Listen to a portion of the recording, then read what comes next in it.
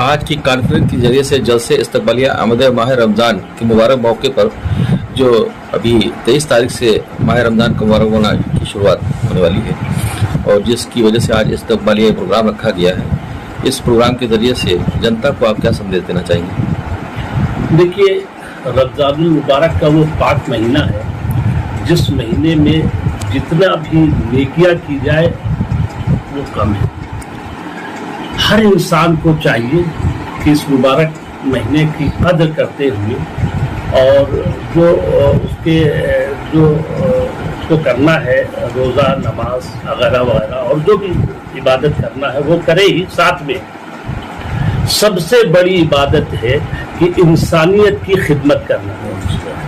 सबसे बड़ा काम है अपने पड़ोसी का हक अदा करना। सबसे बड़ा काम है गरीबों के लिए कुछ करना, उनके हुकूक के लिए कुछ करना। सबसे बड़ा काम है कि किसी के दिल को न दुखाना, चाहे कोई हो, चाहे हिंदू हो या मुसलमान हो, सिख हो, ईसाई, किसी को। सबसे बड़ा काम यह है शांति, अमन, भाईचारे का पैगाम देना। सबसे बड़ा काम है कि हमें एकता की बात करना, अब आपस में इत्तेहाद पैदा करना, इत्तेहाद के लिए काम करना, ये सबसे बड़ा काम है। तो इसी के साथ में रमज़ानुल मुबारक का जो पाक महीना है वो हमें यही पैगाम देता है, यही हमें सीख देता है, यही नसीहत देता है। इस महीने में हमको यही करने का हुक्म है और हम सारे लोगों को, अपने कौम के लोगों को, अपने हिंदुस्तान के लोगों को, पूरे देश के लोगों को हम ये अपील करना चाहेंगे कि वो सारे लोग मिल करके रोज़े रमज़ान की कद्र करें और रोज़े के महीने में, रमज़ान के महीने में वो एक दूसरे के मोहब्बत में एक दूसरे के साथ हमदर्दी करें। और इसी के बाद में फ़ौरन ही नवरात्रि का भी त्यौहार आ रहा है और नवरात्रि के त्यौहार हमारे हिंदू भाइयों का जो एक पाक त्यौहार है, बहुत पवित्र त्यौहार है, बहुत ही अच्छा त्यौहार है। उसमें भी हम लोगों को मिलजुल करके सब उसका एहतराम करना है, उसका सम्मान करना है और उसमें हम मिलजुल करके अपने हिंदू भाइयों का जो भी हमसे हो सकता है हमें उनकी मदद करना है, सहयोग करना है। वो हमारा सहयोग करें, हम उनका सहयोग करेंगे। जब ये भावना होगी, जब ये हम लोगों के दिलों में छाया जाएगा तो हम लोग एक स्वस्थ समाज का निर्माण कर सकते हैं और ये स्वस्थ समाज ही हिंदुस्तान को आगे ले जाएगा, हिंदुस्तान की तरक्की बहबूदी के लिए काम करेगा। और हिंदुस्तान की जब तरक्की होगी तो हमारे हर इंसान की तरक्की होगी। हमारे आने वाले नस्लों के लिए भी हम यही पैगाम देंगे कि जो हमारा एकता का पैगाम है वो सारी जगह पर। जी, जैसा कि स्वास्थ्य के बारे में भी आपने बताया कि स्वास्थ्य की सेवाओं को लेकर आपने बड़ी मेहनत की है और वर्तमान में भी आपकी मेहनत जारी है और एक हॉस्पिटल बनाने की बात आई है लखनऊ के गोमती नगर चंदिया मऊ में। इसमें आप क्या बढ़ चढ़कर हिस्सा लेंगी और आपकी भूमिका में क्या रहेगी इसमें?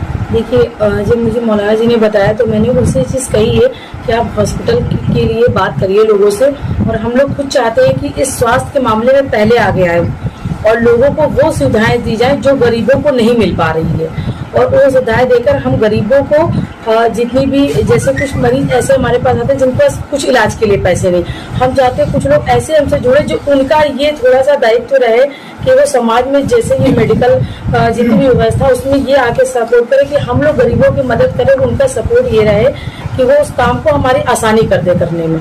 और दूसरी चीज़ ये मैं कहना चाहूँगी कि जितने भी हमारे डॉक्टर हैं, जितनी भी हमारी लंबी टीम है जो गुड हेल्थ केयर सोसाइटी हमारी है जिसमें कर रही, उनसे जब मैंने बात की वो बिल्कुल इस टाइम में आप लोग आगे आइए और ये काम को अच्छे से प्रमोट करिए।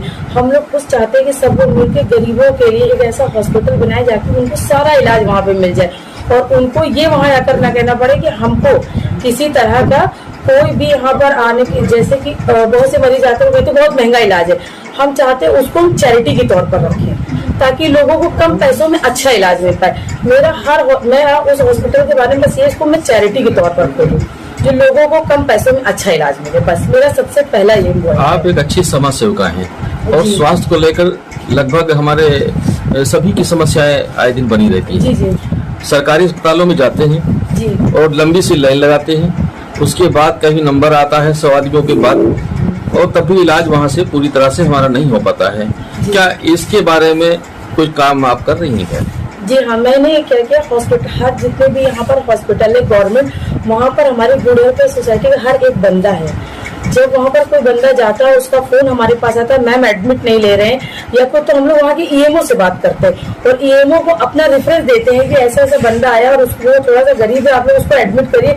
फिर हमारी टीम से एक बंदा वहाँ पर जाता है और उनकी पूरी मदद करता है, जांच से लेकर उनको एडमिट कराना, हर एक तरह की हर तरह से हेल्प करता है। अभी कुछ 3 दिन पहले की बात है, एक अभी जैसे कि आपने एक बात कही थी कि सरकारी अस्पतालों में भी पैसों की धन उगाही की जा रही है, तो ये धन उगाही जो हो रही है इस पे कोई एक्शन लिया है आपने? जी हाँ, मैंने अभी बीच में मेरे पास एक फोन आया था कि मैम यहाँ सरकारी अस्पतालों में जांच के लिए जो बाहर जांचे या अंदर पैसे मांगे जा रहे। जब मैंने ये बात वहाँ की एमओ से की, उसने कहा मैम मरीज झूठ बोल रहा है, फौरन बोल दिया मरीज झूठ बोला। अब ये बताइए, मरीज से अंदर पैसा मांगा जा रहा है, वहाँ पर कोई सबूत मरीज के पास थे, उससे मुंह से कहा गया पैसे दीजिए और हम यहाँ पर आपकी ये जांच आराम से करा देंगे, है ना। तो मतलब ये कहने का मतलब है कि इसमें सबसे बड़ी बात है, जो थर्ड पर्सन लोग बैठे रहते हैं वो गरीबों का यहाँ से फायदा उठाने लगते हैं। सरकार अगर कोई व्यवस्था दे रही तो उसके बाद जो लोग बैठे होते हैं वो इस चीज का बहुत फायदा उठाते हैं। सरकार तक वो बात जाती नहीं है और गरीब इसीलिए मरीज जो है इन्हीं व्यवस्थाओं की वजह से मरीज मर रहे हैं, क्योंकि सरकार तक बात जाती नहीं। जो लोग बीच में बैठे होते हैं वो इससे गरीबों को नुकसान करते हैं। मतलब आपका कहना है कि सरकार सही काम कर रही है इसका? नहीं, सरकार ने सारी जो भी इलाज कराया, जो भी सब व्यवस्थाएं दी, सब कुछ सही है, लेकिन कुछ चीजें जो कमियां हो रही हैं उस तक की ना सरकार तक खबर जा रही है और ना ये उस चीज को सुधार रहे। मेडिकल व्यवस्था बिल्कुल बिगड़ चुकी, सरकार इसमें कोई काम नहीं कर रही है। अगर सरकार इस तरह काम कर रही तो रोज मरीज मर फिर रहे होते, लोग सड़कों पे बैठे क्यों होते, रैन बसेरे में बैठे क्यों होते, लोगों को एडमिट क्यों नहीं किया जाता, है ना। बहुत सी, लेकिन हमने अभी भी देखा कुछ जगहों पे ऐसा काम हो रहा है, जैसे कि अब पहले के बाद जब से मैंने देखा ब्रिजेश पाठक आए तो मेडिकल व्यवस्था में बहुत सुधार आया। मैंने पहले की तरह से अब जो देखा है तो बहुत उसमें व्यवस्था की वजह से बहुत सुधार आया। जैसे हमारे सीएससी में कुछ चीजें नहीं थी, मैंने उन लोगों को बताया कि सर मेरी मीटिंग भी, मैंने बताया सर ऐसी ऐसी चीजें नहीं हो रही, तो उन लोगों ने यहाँ फोन किया। फिर मैं गई तो मैंने, अब मैं जब गई तो मैंने देखा चीजों को वहाँ पे व्यवस्था कर दी थी। मरीज जाते मेरे पास आते, तारीफ करते, मैं जब वो शिकायत डायरेक्ट पहुंची यहाँ पे व्यवस्थाएं दी थी, तो बहुत अच्छा लगा। जब उनसे हम कोई बात करेंगे तो वो इस व्यवस्था को सुधारेंगे जाके, और ये चीज किया उन्होंने। अभी जब मैं सीएससी में गई तो जो कमियां थी वो पूरी हो गई। और पेशेंट आप अपनी संस्था को, अभी आप अपनी संस्था के थ्रू कहाँ कहाँ काम कर रही है? अभी मैं काकोरी में मैंने काम किया है, बड़ी कनौरा में कर रही। काकोरी में 12 तारीख को मेरा चैरिटेबल क्लिनिक ओपन हुआ है, जिसमें 15 रुपए में हम लोग इलाज कर रहे हैं, जिसमें हमारे 2 डॉक्टर, एक गायनोलॉजिस्ट बैठती हैं, फिजिशियन बैठते हैं, डॉक्टर हमारे 13 से डॉक्टर जाते हैं वो बैठते हैं। वो वहाँ पर लोगों को 15 रुपए में मेडिसिन देते हैं, और जैसे कोई ओटी का होगा या ऐसा तो उनका जो आयुष्मान सरकार ने वो किया है उससे उनका फ्री में ऑपरेशन हो जाता है, या फिर अगर कोई पैसे का होगा तो हम लोग ग्रुप में उसको मिला के उस पेशेंट की मदद करते हैं।